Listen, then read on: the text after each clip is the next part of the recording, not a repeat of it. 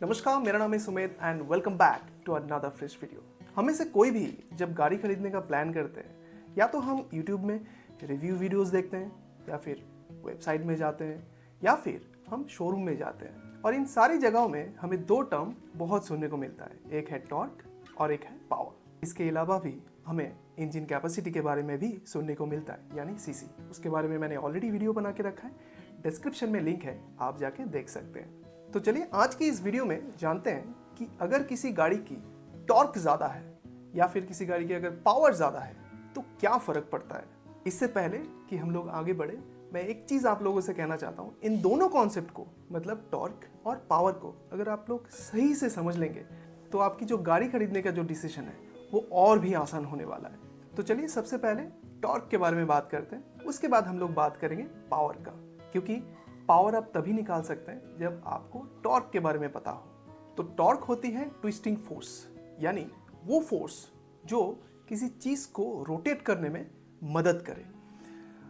अभी ये जो बॉटल आप देख पा रहे हो, इस पोर्शन में इस बॉटल का ढक्कन है। इस ढक्कन को ओपन करने के लिए जो मुझे फोर्स चाहिए वो होता है टॉर्क। अब पावर क्या होता है, इसी बॉटल का ये जो ढक्कन है, इसी ढक्कन को कितना स्पीड से मैं इसको ओपन कर पा रहा हूँ या फिर टाइट कर पा रहा हूँ, इसको कहते हैं पावर। तो इसको ओपन करने के लिए जो फोर्स चाहिए उसको बोलते हैं टॉर्क, और जितना स्पीड से मैं इसको ओपन कर पा रहा हूँ उसको बोलते हैं पावर। अब हम गाड़ी को लेके अगर बात करें तो ये रहा मेरे पास रैंगलर का स्केल मॉडल। इस गाड़ी को यहाँ से लेकर यहाँ तक आने के लिए जो फोर्स चाहिए उसको हम लोग कहेंगे टॉर्क, लेकिन ये गाड़ी यहाँ से लेके यहाँ तक आने के लिए जिस स्पीड से ये आ रहा है इसको हम लोग कहेंगे पावर। अगर गाड़ी की पावर ज़्यादा होगी तो गाड़ी ज़्यादा स्पीड से यहाँ पे आ पाएगी। अगर गाड़ी की पावर कम होगी तो गाड़ी टॉर्क की मदद से धीरे धीरे यहाँ से लेके यहाँ आ पाएगी।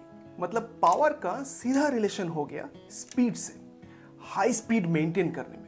तो ये रहा कुछ जनरल एग्जाम्पल आपको समझाने के लिए कि पावर क्या होता है, टॉर्क क्या होता है और इसका मतलब क्या है। अब चलिए जानते हैं टॉर्क के पीछे का फिजिक्स और इसके फॉर्मूला के बारे में। मैं बहुत ही आसान भाषा में आपको समझाऊंगा और आपको ये पता लग जाएगा किसी भी गाड़ी का जो इंजन है उसका जो टॉर्क है या फिर उसका जो पावर है वो कैसे इफेक्ट पड़ता है गाड़ी के परफॉर्मेंस पे। तो टॉर्क का जो फॉर्मूला है वो है फोर्स इनटू डिस्टेंस। अब मान लीजिए ये जो मैंने बॉटल का एग्जांपल दिया, इस बॉटल का ये ढक्कन है।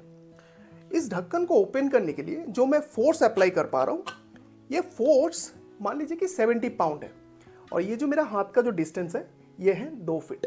ठीक है, तो टॉर्क इज इक्वल टू क्या निकलेगा, 70 पाउंड इंटू 2 फीट, मतलब जो हमारा वैल्यू निकलेगा वो होगा 140 फीट पाउंड।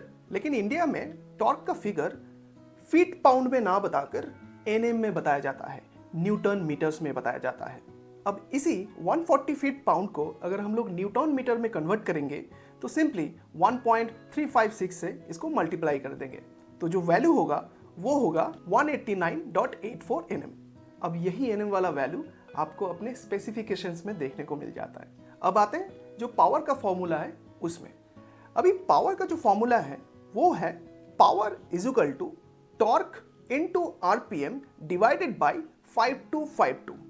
अभी फिलहाल 5252 के बारे में हम लोग अलग एक सेपरेट वीडियो बनाएंगे और वहां पे डिस्कस करेंगे। तो यहाँ पे अगर 5252 को छोड़ देते हैं फिलहाल तो दो चीज निकल के आती है, एक होता है टॉर्क और एक होता है आरपीएम। टॉर्क तो हमने पहले ही निकाल दिया था, 140 इंटू 1.356, जो हमारा जो वैल्यू था वो था 189.84 न्यूटन मीटर्स। अब ये आरपीएम है क्या? आरपीएम का फुल फॉर्म होता है रेवोल्यूशन पर मिनट। अब चलिए इसको समझते हैं। यहाँ पे जो आप क्रैंकशाफ्ट देख पा रहे हो, ये क्रैंकशाफ्ट जितना बार घूमता है उसका जितना रोटेशन होता है उसको हम आरपीएम कहते हैं। तो मतलब जितना ज़्यादा रोटेशन होगा उतना ज़्यादा पावर मिलेगा, उतना ज़्यादा बीएचपी होगा, क्योंकि पावर को हम बीएचपी में भी कहते हैं। तो फाइनली हमें मिल गया पावर को कैसे निकालते हैं, टॉर्क इनटू आरपीएम, उससे जो वैल्यू निकलेगा वो होगा हमारा पावर।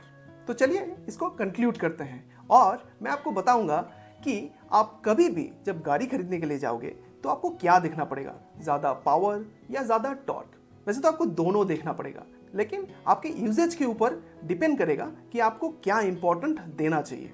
अगर मान लीजिए कि आपका ज़्यादातर ड्राइविंग हिली एरिया में है तो आपको देखना पड़ेगा टॉर्क ज़्यादा किस में है। लेकिन आपकी अगर ड्राइविंग ज़्यादातर हाईवे में है या फिर सिटी में है तो आपको पावर को ज़्यादा इंपॉर्टेंस देना पड़ेगा। इसीलिए हम जो भी ट्रक्स देखते हैं उसमें टॉर्क ज़्यादा होता है, क्योंकि वहाँ पे स्पीड की कोई इंपॉर्टेंस नहीं है। हाँ, स्पीड की इंपॉर्टेंस होता है, लेकिन उसमें टॉर्क ज़्यादा इंपॉर्टेंट होता है। और नॉर्मल्स गाड़ी में, फॉर एन एग्जाम्पल अगर पेट्रोल गाड़ी में, वहाँ पे पावर ज़्यादा होता है, क्योंकि जनरली हमें गाड़ी में स्पीड की ज़रूरत है।